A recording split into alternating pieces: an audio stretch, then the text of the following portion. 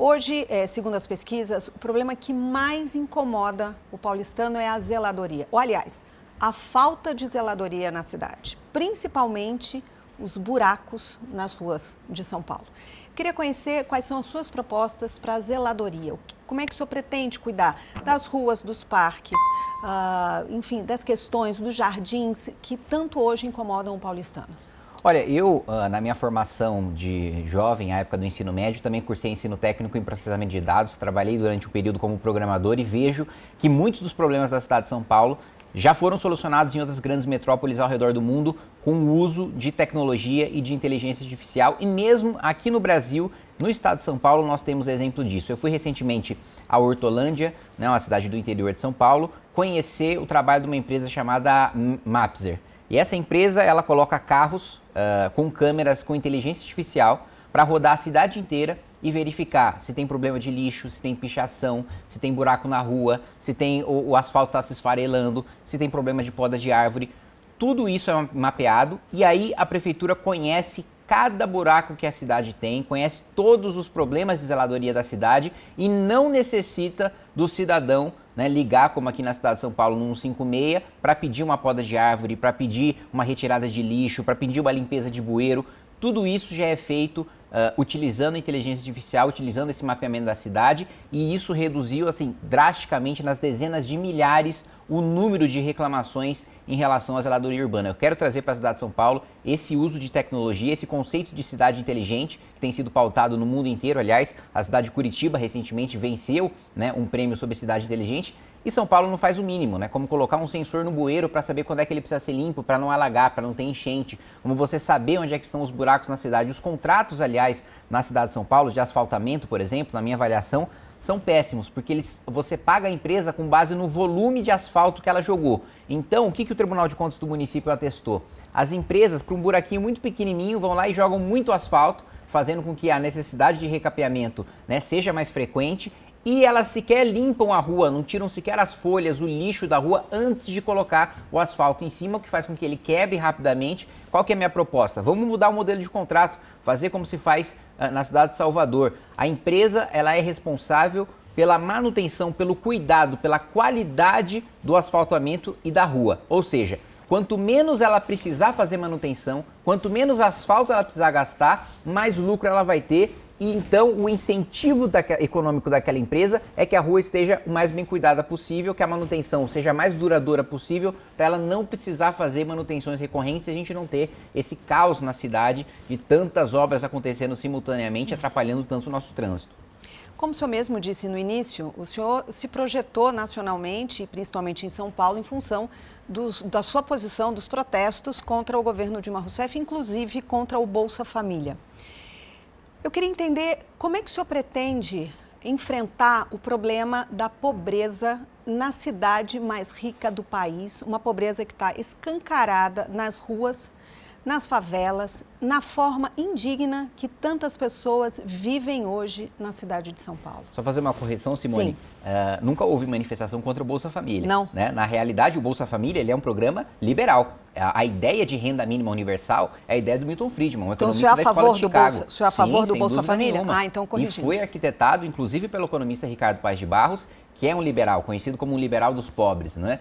Qual que foi a medida estatizante, esquerdista, burocratizante que o governo tentou utilizar para combater a fome e que fracassou, em contraposição à ideia liberal de renda mínima universal do Bolsa Família? O Fome Zero.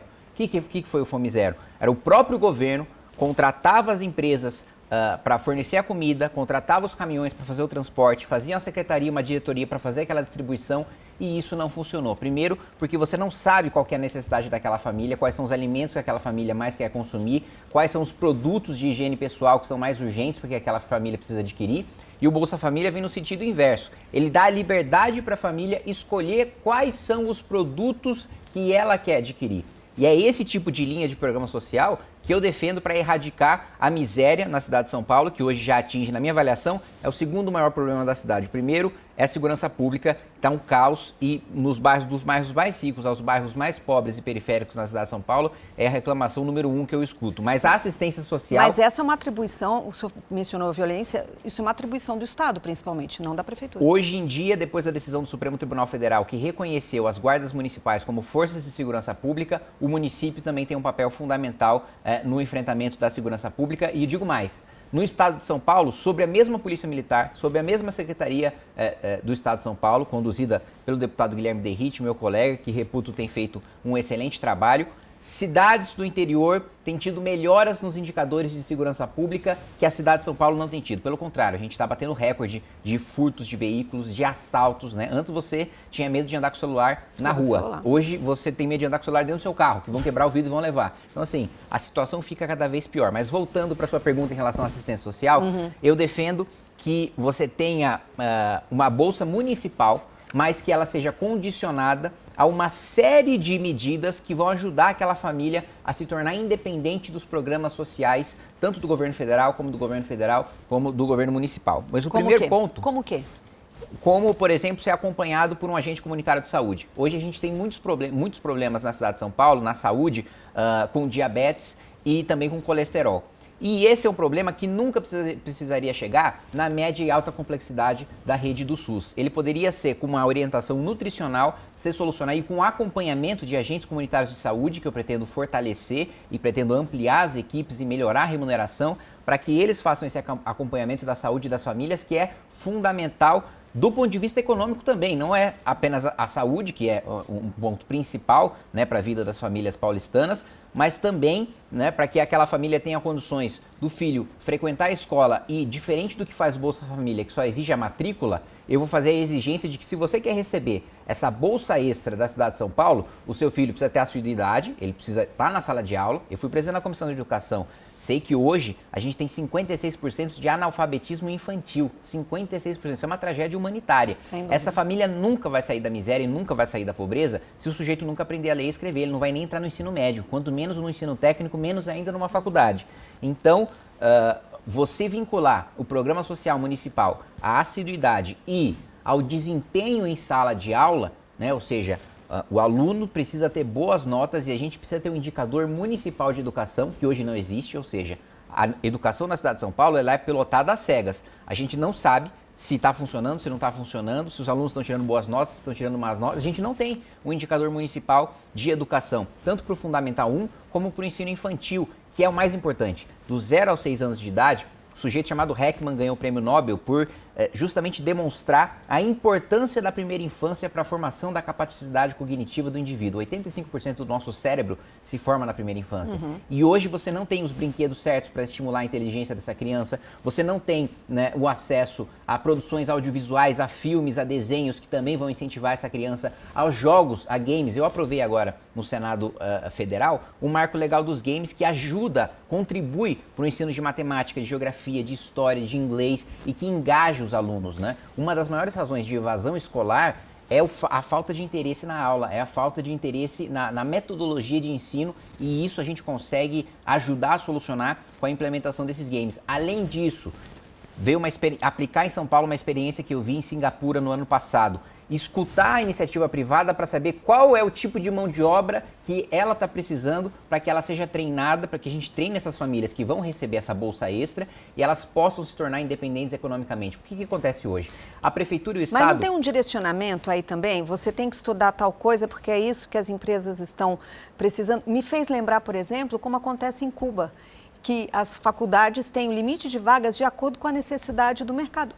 Mas o senhor é de direita, Vamos né? lá. Pegamos um exemplo de esquerda. Primeiro que a faculdade de Cuba não é para necessidade de mercado, porque nem mercado lá tem. Não. Mercado, mas o senhor entendeu, né? A necessidade de médicos nos hospitais, de professores de tal área. O meu ponto é o seguinte, muito diferente do regime socialista, ninguém é forçado a nada, né? As pessoas são livres, primeiro, para escolher dentre os cursos em que há demanda, qual curso que essa pessoa vai fazer. Não adianta o poder público conceder um curso que não há demanda, porque ele está só criando uma estatística de uma pessoa que não vai exercer nunca aquela profissão, porque ela nunca vai ser empregada. Então, não se trata nada de... Aliás, pelo contrário, Singapura é o lugar que tem o melhor índice de liberdade econômica do mundo inteiro.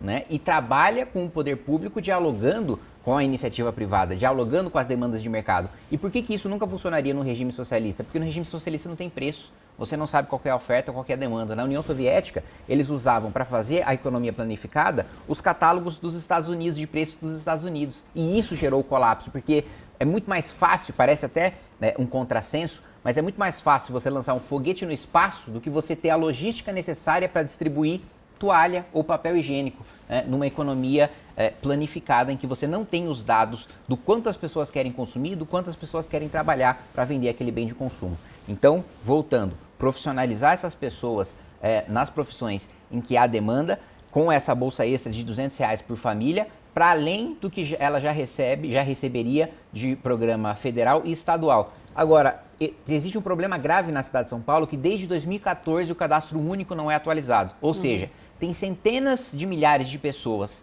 que recebem o benefício que não deveriam receber e outras centenas de 700 mil pessoas, né, que deveriam receber e não recebem, por uma mera falha de atualização de cadastro por parte da prefeitura. Então, todas essas ações, junto com uma política forte de habitação, né, eu vi em Salvador 2 projetos que para mim são excelentes. Um é o Morar Melhor, que é aquelas pessoas que moram em moradias precárias. Na cidade de São Paulo são cerca de 370 mil, que a prefeitura disponibiliza, né, uma reforma na casa daquela pessoa, no local que aquela pessoa entende que é o mais importante de se fazer uma reforma. Eu preciso reformar meu banheiro, preciso reformar meu quarto, preciso reformar a minha sala. Né? A própria pessoa decide qual que é o melhor lugar para se fazer aquela reforma e a prefeitura disponibiliza os recursos para a reforma acontecer. Do outro lado, o problema é de quem não tem moradia. Né? Você fazer uma parceria com a iniciativa privada para poder conceder casas para todos aqueles e a cidade de São Paulo já tem imóvel suficiente para isso, ela não precisa adquirir um imóvel sequer. Só com o que a gente já tem hoje com o poder público, sem gastar um centavo, que não seja com os gastos de reforma desses imóveis, a gente consegue fazer uma política de habitação com, no mínimo, geladeira, sofá, cama, fogão, para que essas pessoas possam viver uma vida digna fora das ruas, que também eu pretendo adotar uma política de todos vão ter a oportunidade de ter moradia e ninguém tem o direito de privatizar o espaço público no seu interesse próprio. Eu não posso simplesmente decidir colocar uma barraca no meio de uma praça ou no meio de uma rua ou na frente da casa de uma pessoa, porque aquele espaço é público, aquele espaço é de todos. Mas aí se não tem ainda a casa, como é que tira a barraca da pessoa? Aí o meu ponto vai haver a casa, vai haver a moradia, a pessoa vai ter essa alternativa. Não é que ela não vai poder existir na cidade e não vai ter nenhum espaço para ela. A prefeitura possui a capacidade de dar moradia para todos aqueles que hoje, na cidade de São Paulo, não as têm. Fala pessoal, o negócio é o seguinte, é fundamental que você se inscreva no Clube MBL para receber os bastidores de Brasília antes dos veículos de imprensa. Você vai saber o que acontece no judiciário, no executivo, no legislativo, antes de qualquer pessoa e vai ter acesso a todos os nossos documentários, mini documentários e votações internas do MBL. É só clicar aqui no link que você vai conseguir assinar.